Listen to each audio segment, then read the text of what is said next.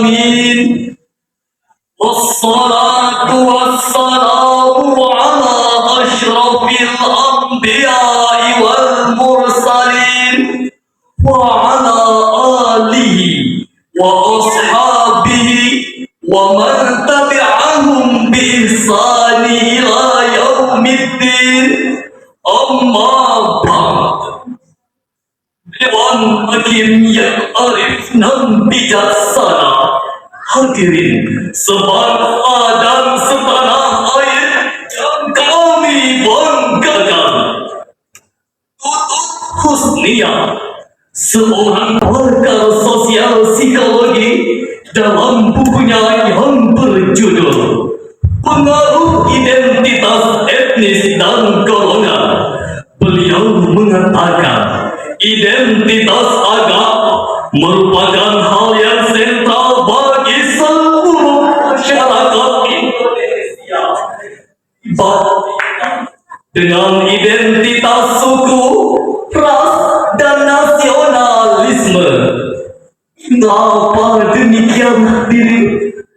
Karena identitas agama mampu memenuhi kebutuhan sikap individu terkait identitas diri, harga diri, aktualisasi diri. Di sisi hadirin, kita patut berbangga karena identitas agama menjadi identitas utama.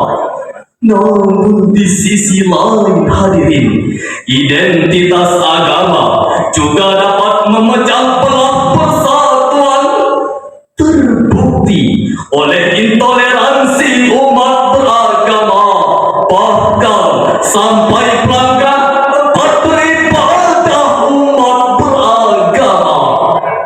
Masih ingatkah peristiwa pembakaran masjid di Tolikara, pembacokan imam-imam masjid, yang terjadi di musola, bahkan konflik antar agama yang membuat negeri ini terpecah belah? Inikah yang dinamakan negara toleran, yang katanya mengutamakan keberagaman, tapi nyatanya mencoreng persatuan?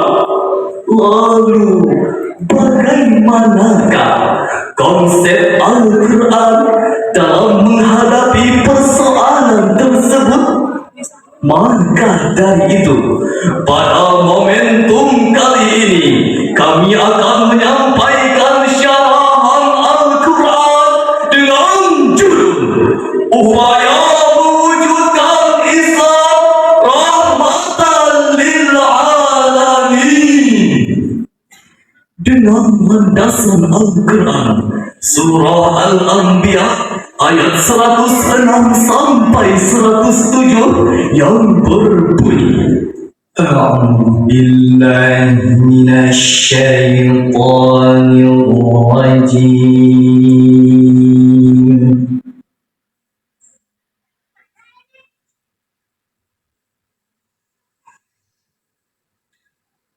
Bismillahirrahmanirrahim.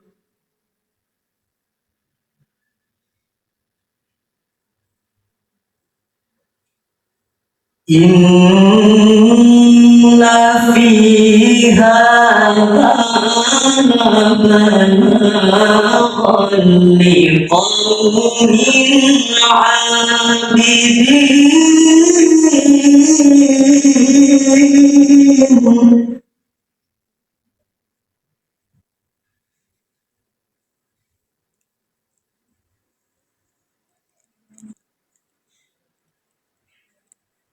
Wa ma arsalnaka illa rahmatan lil alamin.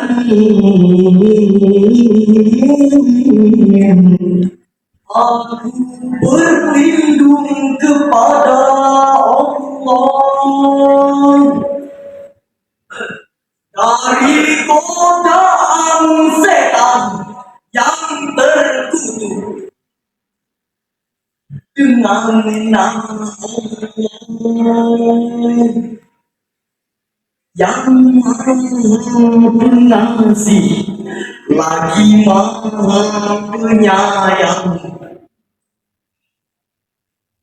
Sesungguhnya di dalam Al-Quran ini benar-benar terdapat pesan yang jelas bagi kaum penyembah Allah. Kami tidak mengutus engkau Nabi Muhammad kecuali sebagai rahmat bagi seluruh alam.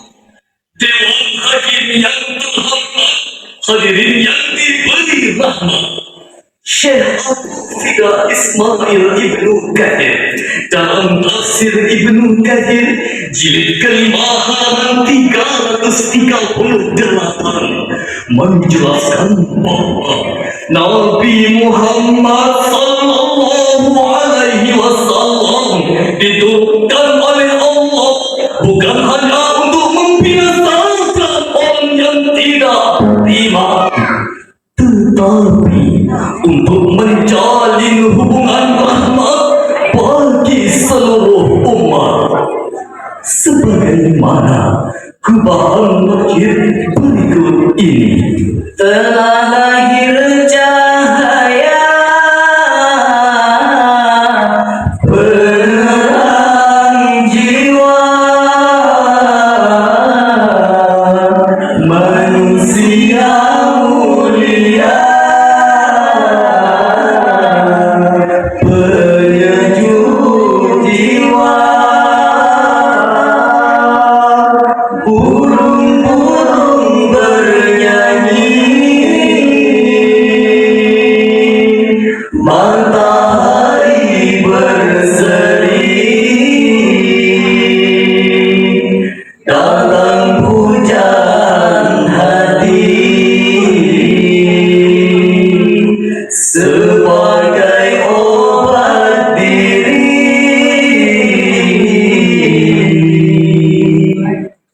Hadirin yang berbahagia, namun sayang ibu sayang, fenomena yang muncul sepanjang peradaban adalah keadilan pemimpin dan aliran radikal yang sering menjurus pada aksi saling tolak, saling tolak, saling tonjok, bahkan saling bacok. Eksisnya hadirin mana terjadi pertikaian antar kelompok yang satu dengan kelompok yang lain, agama yang satu dengan agama yang lain, suku yang satu dengan suku yang lain, bahkan sampai terjadi pembunuhan satu sama lain. Timbul pertanyaan, mengapa Islam yang penuh dengan nilai kenyamanan justru lekat dengan label teroris dan ekstremis? Jawabannya, karena sebagian umat muslim ada yang berlebih-lebihan atau dalam istilah disebut ghulul, yakni mereka yang berlebih-lebihan dalam beragama. Sebagaimana sabda Rasulullah sallallahu alaihi wasallam, iyyakum wal ghuluwa fid din fa inna ma ahlaka man kana qablakumul ghuluwa fid din. Jauhkanlah diri kalian dari sikap ghulu atau berlebih-lebihan dalam agama, karena sesungguhnya berlebih-lebihan dalam agama telah membinasakan orang-orang sebelum kamu. Hadis riwayat Ibnu Majah dan Ibnu Huzaimah. Oleh karena itu, upaya yang harus kita lakukan dalam mengubah wajah Islam yang sebelumnya dikenal dengan Islam yang fanatis, Islam yang teroris, Islam yang ekstrim, menjadi Islam yang damai dan tenang. Sehingga terwujudlah Islam rahmatan lil alamin, sebagaimana tercermin indah dalam Al-Quran surah Al-An'am ayat 108 yang berbunyi, ولا تسبوا الذين يدعون من دون الله فيسبوا الله عدوا بغير علم.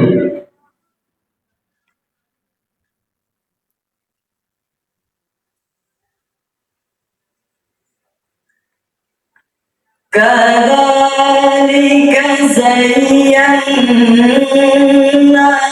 لكل أمة عملهم ثم إلى ربهم مرجعهم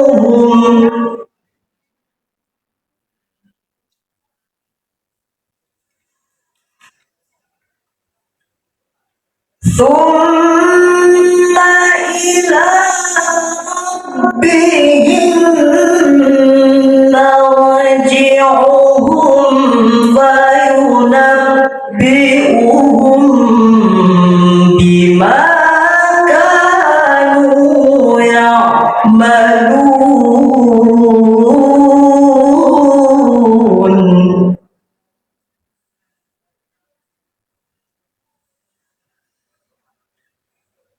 ثم إلى ربهم مرجعهم فينبئهم بما كانوا يعملون.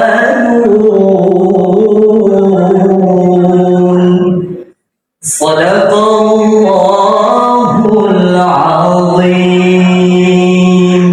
Janganlah kamu memaki sesembahan yang mereka sembah selain Allah, karena mereka nanti akan memaki Allah dengan melampaui batas tanpa dasar pengetahuan. Demikianlah kami jadikan setiap umat menganggap baik pekerjaan mereka, kemudian kepada Tuhan mereka tempat kembali mereka. Lalu Dia akan memberitahukan kepada mereka apa yang telah mereka kerjakan. Maha benar Allah dengan segala firman-Nya. Dewan Hakim yang terhormat, hadirin yang diberi rahmat, asbabun nuzul ayat ini berkenaan dengan kisah Rasulullah, di mana saat itu ada seorang kafir Mekah berkata kepada Rasul, "Ya Rasulullah, berhentilah memaki dan menghujat Tuhan kami. Jika tidak, pasti kami akan mencela Tuhan kalian."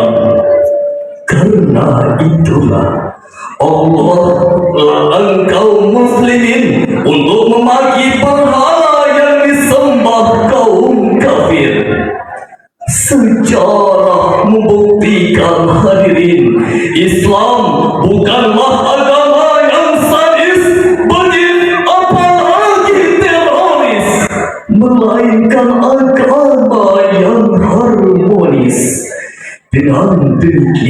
Jika saat ini masih ditemukan aksi-aksi terorisme seperti penyerangan tempat ibadah atau semacamnya, sekali lagi kami katakan itu bukanlah ajaran agama Islam, melainkan itu adalah perusak keindahan Islam. Hadirin, Islam menganjurkan seluruh umat beragama untuk beribadah sesuai kepercayaan mereka masing-masing. Namun, kita sebagai umat Muslim perlu mengingat marhum dinukum waliyadin. Bagimu agamamu, bagiku agamaku.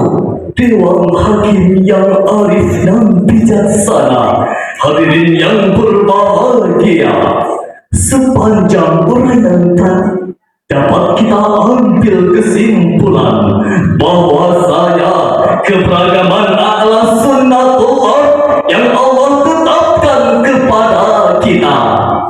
Oleh karena itu, hal yang harus kita lakukan adalah saling menghargai, saling menghormati, bahkan saling mencintai, sehingga terwujudlah Islam rahmatan lil alamin.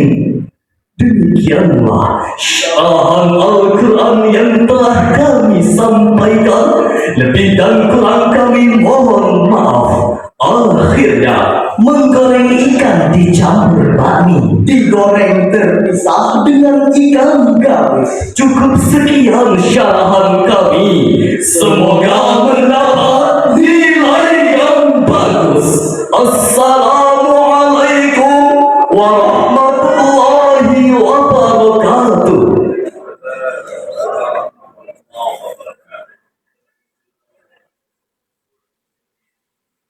Kita berikan tepuk tangan yang meriah untuk penampilan peserta SPI 016.